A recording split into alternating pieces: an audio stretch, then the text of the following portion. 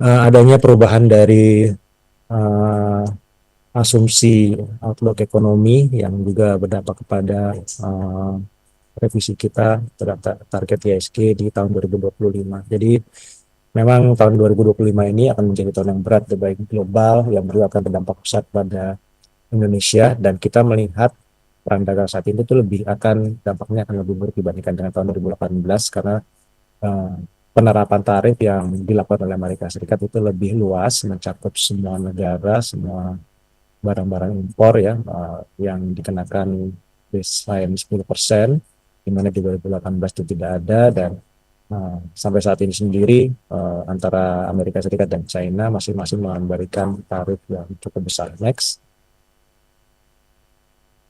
Jadi memang terkonsentrasi ya kepada kedua negara ini, di mana Amerika Serikat itu memberikan tarif sebesar 145%, walaupun mungkin sudah dinaikkan oleh Trump lagi, ini masih tidak pasti apakah sebuah ancaman atau sudah diterapkan.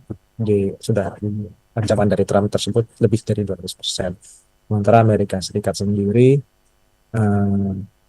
China sendiri itu menerapkan tarif untuk barang-barang impor dari Amerika Serikat itu 125%. Next. Dan kemarin sebagai dampak dari eskalasi perang dagang tersebut, sudah kita antisipasi ya bahwa IMF itu akan kemungkinan besar akan menurunkan proyeksi pertumbuhan ekonomi uh, global, dan khususnya Amerika Serikat dan China. Dari untuk tahun 2025 sendiri mereka memperkirakan tumbuh 2,8%, kemudian akan recover ke 3% di tahun 2026. Namun menurut saya sih mungkin proyeksi di tahun 2025 ini dan 2026 itu masih lumayan optimis ya, dan kita perkirakan range-nya itu bisa turun ke sekitar 2 sampai 2,5%. Dan artinya memang IMF itu masih memperkirakan akan terjadi deeskalasi. Dan memang impact-nya kalau menurut IMF ini hampir mirip dengan kondisi di 2019 ya.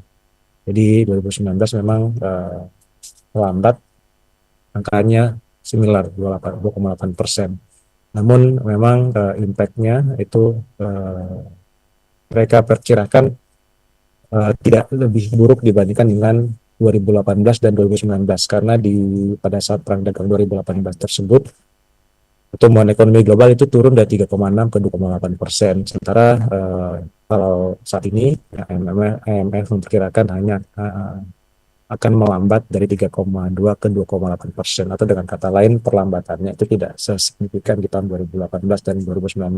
Oleh sebab itu kami menilai bahwa IMF ini agak masih cenderung lebih optimis daripada kita perkirakan. Dan untuk China sendiri kemungkinan akan pertumbuhannya diperkirakan 4% 2025 dan 2026, sementara untuk US itu 1,8% 2025 dan 1,7% di 2026. Next. Dan dengan perkembangan ini, ketidakpastian yang tinggi yang disertai dengan adanya ekspektasi perlambatan, memang harga komoditas ya yang terkait dengan yang memang sangat tergantung dengan prospek ekonomi seperti nikel, coal, dan sawit ya. Nah, itu terdampak signifikan dan kemungkinan masih akan tetap bertahan flat di tahun 2025 ini. Cuman memang kalau CPO itu mungkin ada harapan dari peningkatan adanya permintaan dari peningkatan penggunaan untuk biodiesel ya. Sementara untuk emas sendiri memang tren harganya terus naik seiring dengan kondisi ekonomi global yang full of uncertainties di 2025 dan kemungkinan juga akan berlanjut di 2025. Nah, ya jadi nilai tukar dolar sendiri ya dengan ekspektasi bahwa ekonomi US akan memburuk itu mengalami penurunan yang cukup cepat ya dalam beberapa pekan terakhir, yang mungkin di awal 2002 di beberapa minggu yang lalu itu masih bertahan di sekitar 110, kemudian sekarang itu turun ke level 90 lah, sekitar 99-98. Namun memang belum ditranslasikan oleh penguatan rupiah yang memang untuk tahun 2025 ini sendiri menjadi salah satu nilai tukar yang kinerjanya kurang baik ya. Next.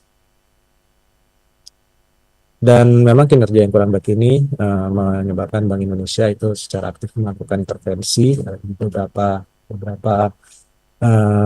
beberapa instrumen ya.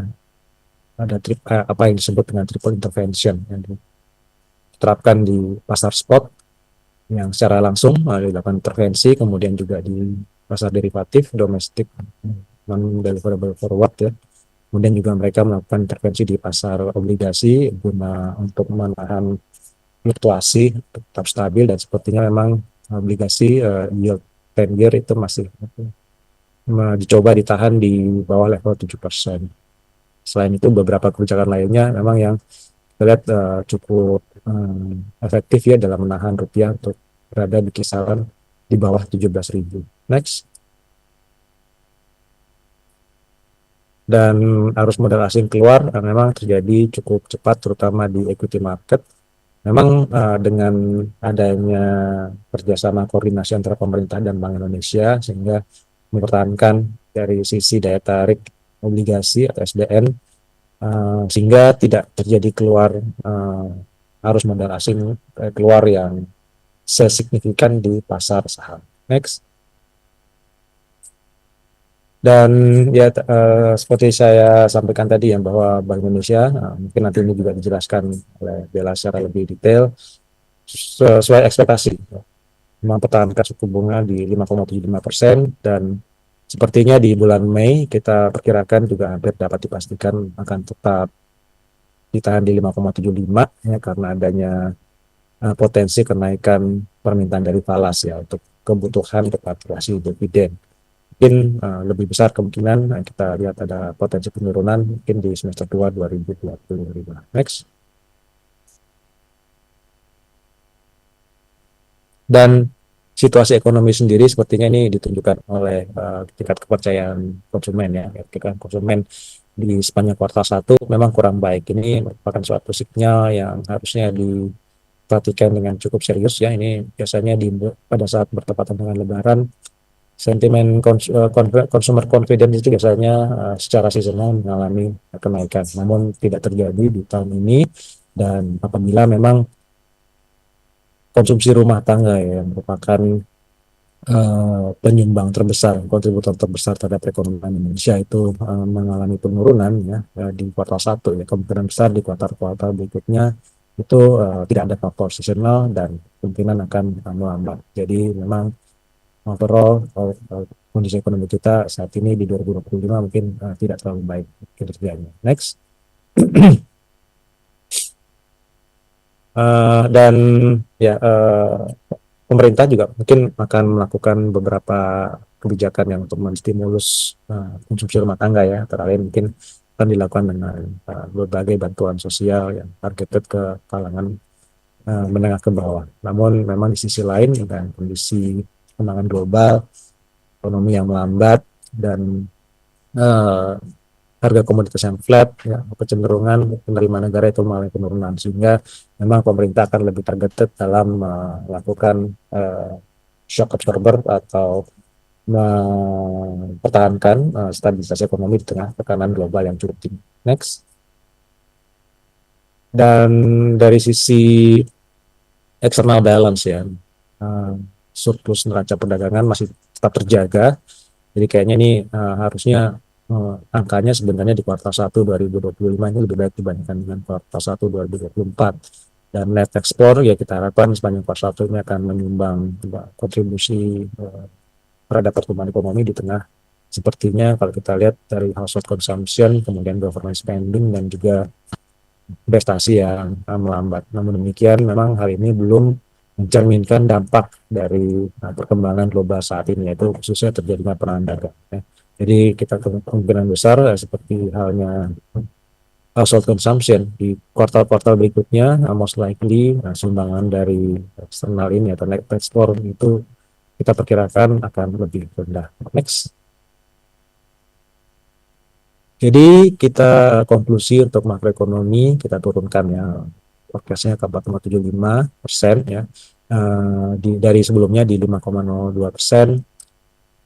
Di 2026 juga kita perkirakan masih akan tetap di bawah 5%, dan kita harapkan di tahun 2027 itu akan lebih baik ya dibandingkan dengan 2022 dan 2026. Recovery akan terjadi secara gradual. Ya, saya rasa pemerintah apabila tahun ini akan ternyata lebih lebih rendah ini, lebih rendah realisasi pertumbuhan ekonominya jauh di bawah target 5,2%, akan lebih efektif dalam menerapkan kebijakan-kebijakan ekonomi ke depan. Dan Bank Indonesia juga mungkin di satu sisi ada potensi terjadi penurunan rupiah, namun kita harapkan sampai dengan akhir tahun itu akan tetap stabil. Kita di YFM-nya di 16.700 dan akan menguat di 2026 dan 2027. Dan memang hal ini diharapkan akan juga dapat memberi ruang bagi Bank Indonesia untuk secara perlahan mulai melakukan pelonggaran kebijakan moneter. Next, untuk pilihan saham sendiri ya dengan kondisi saat ini ya kita lihat memang masih harus quite selektif ya. Kita sebenarnya belum banyak merubah dari stock pick sebelumnya. Memang kita menurunkan target dari BCI dari 8.000 ke 6.900 ya, terutama faktor utamanya adalah pertumbuhan ekonomi yang kita turunkan ya, relatif lumayan signifikan ya, dari 5% ke 4,75%. Dan dalam jangka pendek memang kita tidak memiliki katalis positif yang cukup signifikan. Mungkin dalam jangka yang lebih panjang ya, kita harapkan akan terjadi recovery di marketnya, terutama beberapa hal yang bisa mendorong adalah partisipasi dari Danantara, kemudian juga peningkatan alokasi ke pasar saham oleh BPJS tenaga kerja ya, dan juga kebijakan-kebijakan counter cyclical fiskal yang diberikan oleh pemerintah, dan juga adanya penurunan suku bunga yang terjadi kemungkinan di semester 2 ya 2025. Dan kita dalam strategi kita mengeluarkan MAPI ya, karena mungkin kinerjanya tidak terlalu bagus selama ini, dan kita meningkatkan porsi di beberapa saham BBCA, Bank Mandiri, ICBP, dan Alkam. Demikian dari saya, kembali ke Glenda. Terima kasih.